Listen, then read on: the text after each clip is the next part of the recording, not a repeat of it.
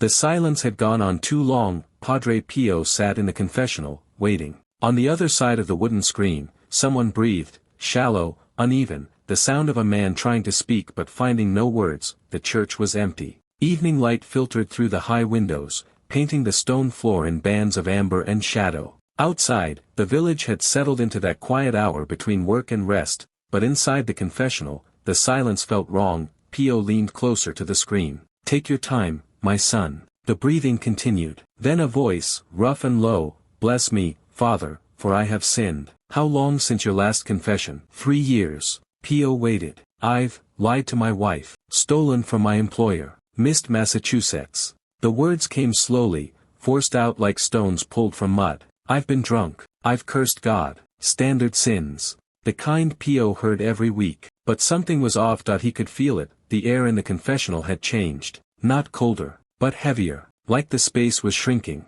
"Is there anything else?" Pio asked gently. Silence. Then, "No, Father." And that's when Pio saw it. Through the screen, in the dim light filtering through the wooden slats, he saw the outline of the man's head and shoulders. But behind the man, just over his left shoulder, something darker than the shadow around it. A shape, not solid, not transparent, something in between. It clung to the man's back like a second shadow, but this one moved independently, slowly, deliberately, as though listening. Pio's hand tightened on his rosary. "My son," he said carefully, "are you certain there's nothing else?" The man shifted. Pio heard fabric rustling, the creak of the wooden bench. "I'm certain." The shape behind him grew larger, not spreading outward, growing denser, darker. Pio felt his throat tighten. He'd seen many things in his years as a priest. Visions. Wounds that appeared and bled without cause. He'd learned not to question what his eyes showed him. But this was different. This was attached. "Sometimes," Pio said slowly, choosing his words with care,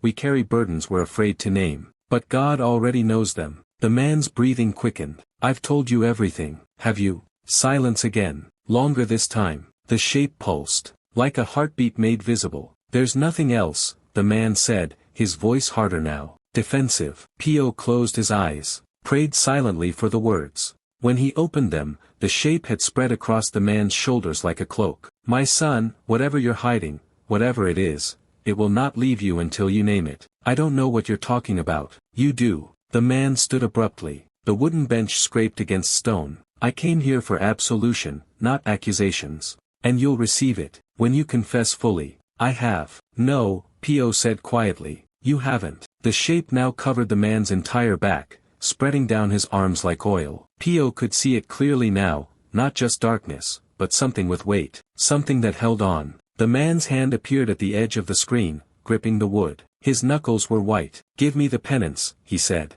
"I cannot." "You're a priest. You have to. Not for a false confession." The man's breathing turned ragged, angry. "Who are you to judge me?" "I'm not judging. I'm watching something grow on you that shouldn't be there." A pause. Then, in a whisper, "What?" Pio leaned as close to the screen as he could. "Tell me what you've done. The thing you came here to confess but can't say out loud." The man's hand dropped from the screen. For a moment, Pio thought he would speak, thought the words were coming. But then the man stepped back. This was a mistake. "Wait." The confessional door opened, slammed shut. Footsteps echoed across the stone floor, rapid and uneven, then gone. Pio sat in the darkness of the confessional, staring at the empty space beyond the screen. The shape had left with the man, still attached. 3 days passed. Pio heard other confessions, prayed for the man, tried to forget the way the darkness had clung to him like a living thing, but he couldn't. Each night, he knelt in his cell and prayed specifically for the unknown penitent. He asked for protection, for courage,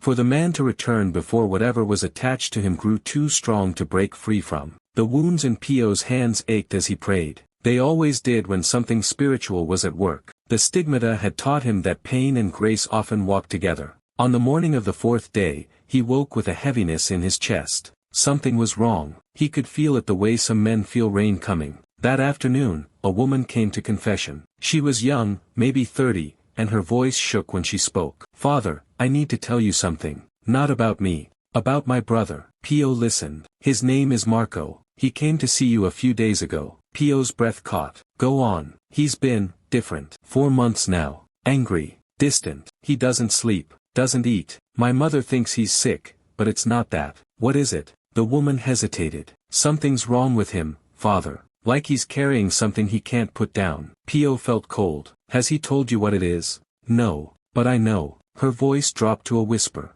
A year ago, there was an accident. A man died. Marco was there. He told the authorities it wasn't his fault. That the man fell. Pio waited. But I heard him one night, talking in his sleep. He said he pushed him. He said he watched him fall and didn't call for help. The confessional felt smaller, darker. He's never told anyone, the woman continued. He got away with it. No one questioned him. But ever since then, he's been haunted. That's the only word for it. Pio closed his eyes. Saw again the shape on Marco's back. The way it had pulsed when Pio pressed him to confess. Where is he now? Pio asked. At home. He won't leave the house anymore. Says he feels like something's watching him. Something is. The woman went silent. Father. Pio opened his eyes. Tell your brother to come back. Tell him I'm waiting. He won't listen to me. Then pray for him. Because if he doesn't return, the thing he's carrying will destroy him. The woman left in tears. Pio remained in the confessional long after she'd gone, staring at the wooden screen,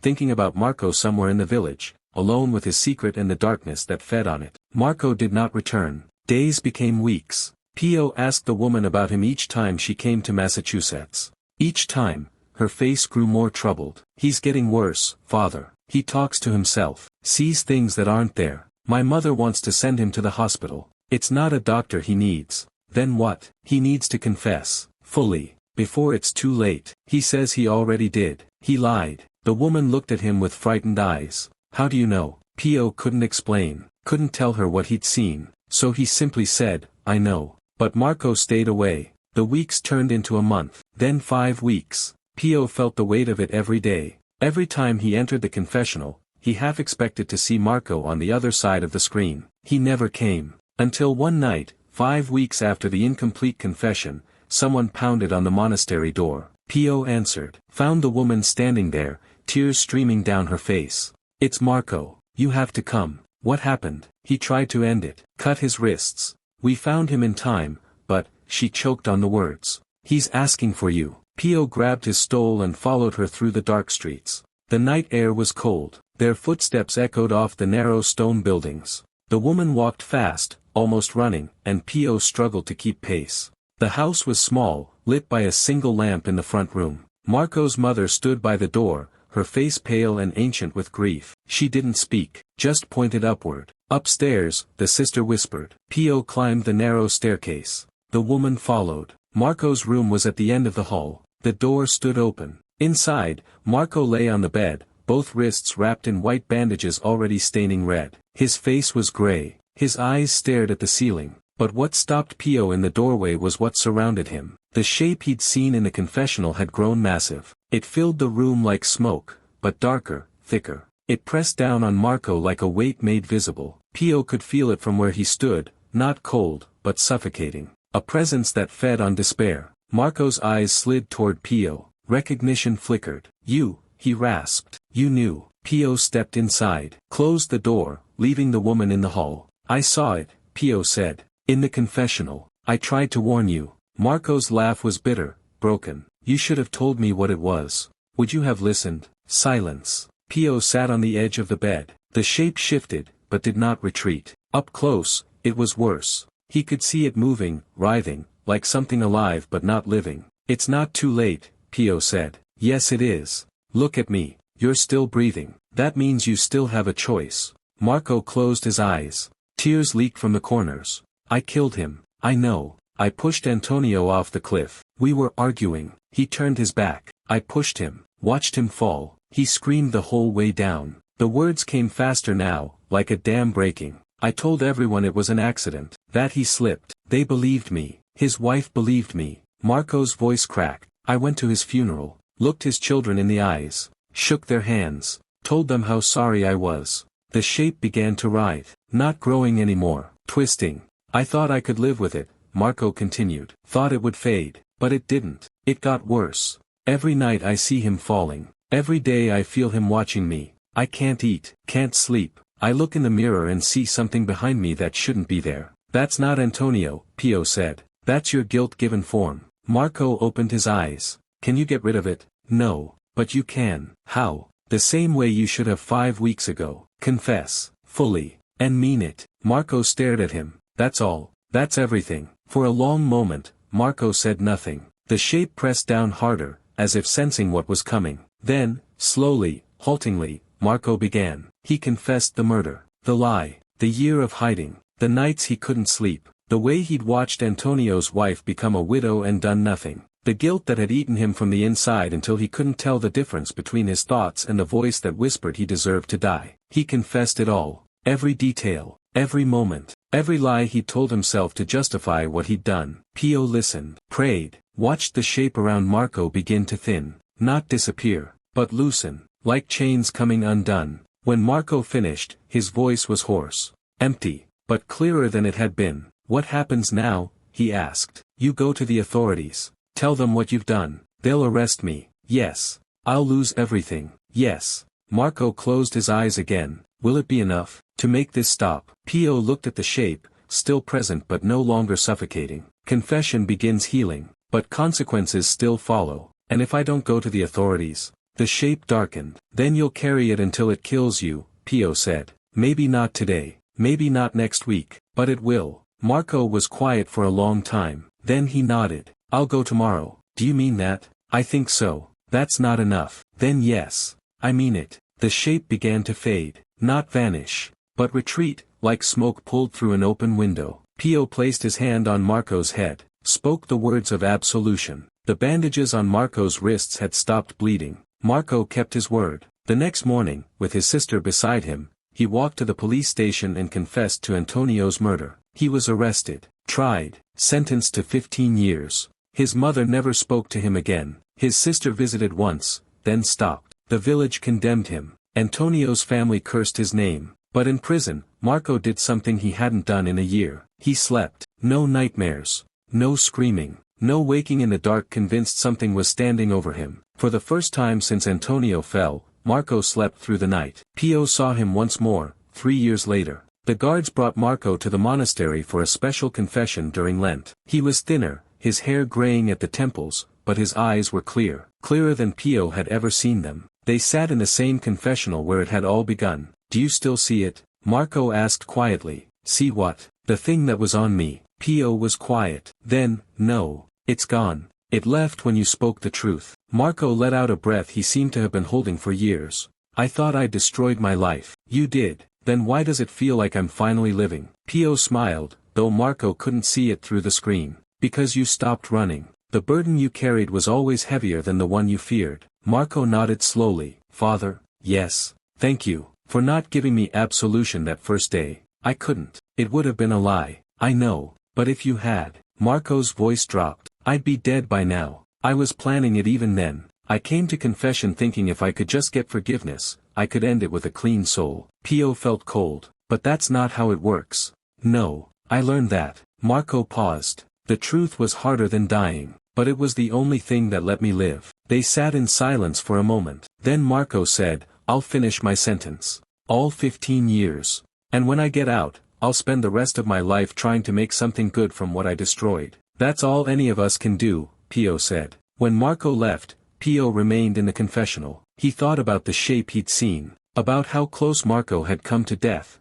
not just physical, but spiritual, about how a lie, even told in confession, could become its own prison. Years later, a young priest asked Pio how he knew when someone wasn't confessing fully. Pio was old by then, his face deeply lined, his hands scarred and wrapped in bandages from wounds that never healed. Sometimes you can see it, he said. See what? What they're carrying. The weight of what they won't say. The young priest frowned. I've never seen anything like that. Pray you never do. It means someone is very close to being lost. And if you do see it, Pio looked at him with eyes that had witnessed too much. You push. Gently. But you don't let them leave with it still attached. Even if they get angry. Especially then. Anger means you're close to the truth. The young priest considered this. What if they leave anyway? Then you pray. And you hope they come back before it's too late. And if they don't? Pio was quiet for a long time. Then he said, then you carry that weight too. Because you're a priest. And that's what we do. The young priest looked troubled. That seems like a heavy burden. It is. But it's lighter than what they carry when they leave with the lies still inside them. In his final years, Pio thought often of Marco. of the shape he'd seen in the confessional, of how it had grown with every word left unspoken, of how close the man had come to walking away with it still clinging to his soul, of how many others walked out of confession still carrying what they came to release, because they were afraid of the truth, because they thought the consequences were worse than the burden, because they didn't understand that carrying a hidden sin was slower than any punishment, but deadlier. Marco had learned. Eventually, after coming to the very edge of death, others never did, and Pio prayed for them, for the ones who came to confession with a lie in their mouths and left with darkness on their backs, for the ones who thought they could outlast their guilt, for the ones who discovered, too late, that some burdens don't fade, they grow, feed, consume, until there's nothing left but the weight itself. Marco had been saved by truth at the last possible moment, but Pio had seen others, over the years, who never found that moment, who carried their secrets to the grave, and what they carried with them. He prayed for those souls most of all, because he knew what waited for them. He'd seen it, and it was patient.